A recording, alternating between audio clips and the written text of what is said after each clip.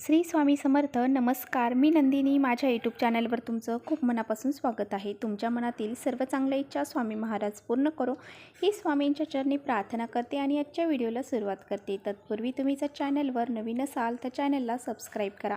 त्याचबरोबर शेजारचं जे bell आयकॉनचं button आहे ते प्रेस करा, जेणेकरून तुम्हाला मी जेव्हा नवीन व्हिडिओ अपलोड करेन त्याचं नोटिफिकेशन मिळेल आणि तुम्ही एकही व्हिडिओ मिस करणार नाही. तर चला करूया व्हिडिओला सुरू. उद्यापासून नवरात्रीला सुरुवात होत आहे आणि पहा, घटस्थापना देखील आहे. त्यामुळे आपल्याला आपल्या घरातील जी नकारात्मकता आहे तर ती बाहेर काढण्यासाठी, त्याचबरोबर सर्व अडचणी दोष दूर करण्यासाठी उद्याचा दिवस खूप महत्त्वाचा आहे.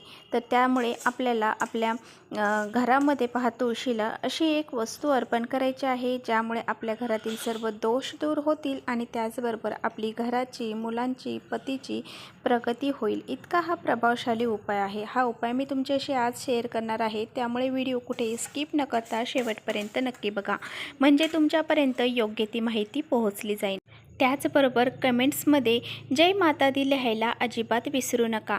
तुळशीचं महत्त्व आपल्या सर्वांनाच माहीत आहे. तुळशी माता ही विष्णुप्रिया आहे आणि त्या विष्णुप्रिया जी तुळशी माता आहे तर ती साक्षात लक्ष्मीचं प्रतीक आहे. आपल्या घरावरती जर संकट येणार असेल, दुःख येणार असेल किंवा काही विघ्न येणार असेल तर ही तुळशी माता आपल्याला अगोदरच सांगत असते. तर बघा, हे कसं ओळखणार? तर पहा, ज्या घरामध्ये तुळस ही वारंवार सुकली जाते, वाळली जाते, त्या घरामध्ये संकट येणार आहे किंवा विघ्न हे आपल्या घरावरती येत आहेत, ही आपल्याला तुळशी माता जाणून देत असते. म्हणजेच काय, तर आपण वारंवार तुळस लावतो आणि ती वारंवार जळत आहे, याचा अर्थ असा आहे की आपल्या घरावरती काहीतरी संकट येणार आहे आणि ते संकट तुळशी माता आपल्यावरती घेत असते. आणि त्याच्या उलट बघा, ज्या घरामध्ये खूप सुख असतं, समृद्धी असते आणि त्या घरामध्ये अजून भरभराट होणार असेल तर त्या घरातली तुळस ही एकदम टवटवीत आणि हिरवीगार असते. त्याचबरोबर तुळस ही भगवान श्री हरी विष्णूंना अतिशय प्रिय आहे. त्यामुळेच तिला आपण विष्णुप्रिया, हरिप्रिया असंही म्हणलं जातं. तर पहा, तुळशीचं एक पान जेव्हा आपण नैवेद्यावर ठेवतो तेव्हा श्री हरी विष्णू हे नैवेद्य ग्रहण करत असतात. तर पहा, आपल्या देवी देवतांमध्ये शिव, शंकर आणि गणपती बाप्पा यांना आपण तुळस अर्पण करत नाही, परंतु इतर देवांना आपण तुळशीपत्र ठेवूनच नैवेद्य अर्पण करत असतो. तर पहा, ह्याच तुळशीला आपल्याला उद्या म्हणजे नवरात्राचा पहिला दिवस आहे आणि या दिवशी आपल्याला अशी एक वस्तू तुळशी मातेला अर्पण करायची आहे. आपल्याला माहीतच असेल की तुळशीमध्ये अनेक तत्त्व असतात. तुळशीच्या मुळापासून ते तुळशीच्या पानापर्यंत, फांद्यांपर्यंत तुळशीची मातीसुद्धा गुणधर्म दर्शवत असते. त्याचबरोबर ज्या मंजिरा असतात तुळशीच्या, तर त्यासुद्धा खूप उपयोगी पडत असतात. सर्व तुळशीचे जे प्रत्येक अंग आहे, प्रत्येक गोष्ट आहे, ज्या मातीत ती लावलेली आहे ती मातीसुद्धा आपण उपयोगी उपायासाठी वापरत असतो आणि हे उपाय जर आपण केले तर ह्याचे प्रत्येक उपाय आपले हे यशस्वी ठरत असतात. तर पहा, उद्या पहिला नवरात्रीचा दिवस आहे, घटस्थापना आहे, देवी माता आपल्या घरी येणार आहे. त्यामुळे या दिवशी बघा, आपण ह्या तुळशी मातेची जर सेवा उपासना केली तर देवी आपल्यावरती नक्कीच प्रसन्न होणार आहे. तर पहा, प्रत्येकाने आपल्या घरासमोर तुळस ही लावायलाच हवी. ज्यांच्या घरासमोर तुळस नाही त्यांनी उद्या आपल्या घरासमोर तुळस ही लावू शकता. तर पहा, उद्या जर तुमच्या घरामध्ये जर तुळस पहिल्यांदी असेल आणि ती जर सुकलेली असेल तर मग तुम्ही उद्या तुमच्या घरामध्ये तुळस ही लावा. त्याचबरोबर जर नसेल तुमच्या घरामध्ये तुळस तर ती तुम्ही आणून उद्याच्या दिवशी लावू शकता. तर पहा, आपल्याला ह्या तुळशी मातेला कोणती गोष्ट अर्पण करायची आहे. उद्या रविवार आहे, तर उद्या बघा, रविवारच्या दिवशी आणि एकादशीच्या दिवशी आपण तुळशी मातेला पाणी म्हणजे जल अर्पण करत नाही. त्याचबरोबर कोणतेही द्रव पदार्थ तुळशीमध्ये आपण टाकत नाही. त्यामुळे उद्या आपल्याला तुळशी मातेला काय अर्पण करायचं आहे, तर बघा, आपल्याला तुळशी मातेला एक दिवा अर्पण करायचा आहे. तर हा दिवा कसा लावायचा आहे ते पहा. तर पहा, सर्वात अगोदर आपल्याला तुळशीपाशी एक स्वास्तिक काढायचं आहे. तर तुम्ही ते स्वास्तिक हळद आणि कुंकू हे दोन्ही मिक्स करून जरी काढलं तरी चालणार आहे.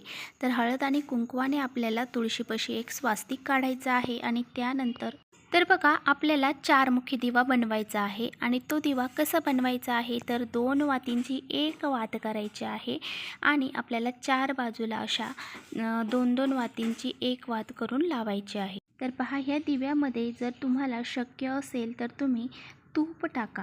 जर तुम्हाला शक्य नसेल तर मग तुम्ही त्यामध्ये जे काही तुम्ही तेल देवघरामध्ये दिवा लावण्यासाठी वापरता ते वापरलं तरी चालेल. तर पहा, ह्या दिव्यामध्ये आपल्याला काय टाकायचं आहे, तर एक लवंग आपल्याला त्या दिव्यामध्ये टाकायचे आहे आणि त्याचबरोबर 1 रुपयाचं नाणं आपल्याला त्या दिव्यामध्ये टाकायचं आहे. पहा, सर्वात अगोदर आपल्याला ही एक लवंग आणि तो जो 1 रुपयाचं नाणं आहे ते हातात घ्यायचं आहे आणि तुळशी मातेसमोर बसायचं आहे. हे नाणे आणि ही जे लवंग आहे ते हातात घेऊन आपल्याला 108 वेळा ओम नमो भगवते वासुदेवाय नमः, ओम नमो भगवते वासुदेवाय नमः या मंत्राचा 108 वेळा जप करायचा आहे. आणि त्यानंतर ही एक लवंग आणि 1 रुपयाचं नाणं आपल्याला त्या दिव्यामध्ये टाकायचं आहे. तर अशा पद्धतीने आपल्याला हा उपाय करायचा आहे. जोपर्यंत दिवा जळत आहे तोपर्यंत तो दिवा आपल्याला जळू द्यायचा आहे. तर पहा, तुम्हाला जर हा दिवा प्रज्वलित केल्याच्या नंतर त्या दिव्याला आपल्याला नमस्कार करायचा आहे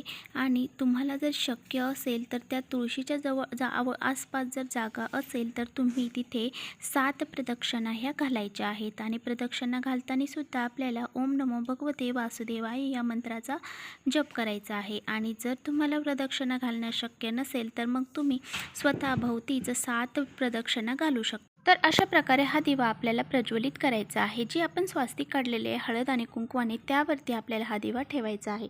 त्या अगोदर त्यावरती आपल्याला थोड्याशा अक्षता ठेवायच्या आहे आणि त्यानंतर हा दिवा आपल्याला तिथे 4 मुखी दिवा आपल्याला तिथे प्रज्वलित करायचा आहे. आणि ज्या काही आपण वस्तू आहेत तर त्या दुसऱ्या दिवशी काय करायचं, म्हणजे हा दिवा आपण शांत झाल्याच्या नंतर काय करायचं, तर हा दिवा शांत झाल्यावर त्यातल्या ज्या वस्तू आहेत, जे काही आपण लवंग आणि जे 1 रुपयाचं नाणं आहे तर त्याचं काय करायचं, तर ती लवंग जी आहे तर ती तुम्ही एखाद्या झाडाखाली किंवा एखाद्या कुंडीमध्ये टाकून द्या. आणि ते जे 1 रुपयाचं नाणं आहे तर ते तुम्ही तुमच्या पर्समध्ये ठेवून द्या.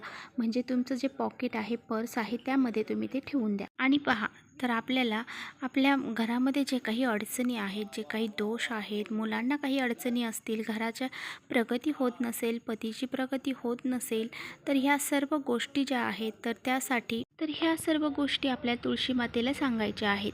तर आपण हा जो उपाय करत आहोत त्याच वेळेस ह्या गोष्टी आपल्याला तुळशी मातेला सांगायच्या आहेत आणि प्रार्थना करायची आहे की हे सर्व घरातील दोष असतील, अडचणी असतील, ते सर्व संकट माझे निवारण होऊ दे अशी तुळशी मातेला प्रार्थना करायची आहे. माझ्या घरामध्ये माझ्या मुलांची, माझ्या पतीची, माझ्या घराची प्रगती होऊ दे, भरभराट होऊ दे, लक्ष्मी माता माझ्या घरामध्ये विराजमान होऊ दे आणि ती अखंड स्वरूपात राहू दे अशी प्रार्थना आपल्याला तुळशी मातेला करायची आहे. तर इथेच करते व्हिडिओचा एंड. व्हिडिओ आवडला असेल तर नक्की लाईक करा. चॅनलवर नवीन असाल तर चॅनलला सबस्क्राईब करा. परत भेटूया अशा छानशा व्हिडिओसोबत.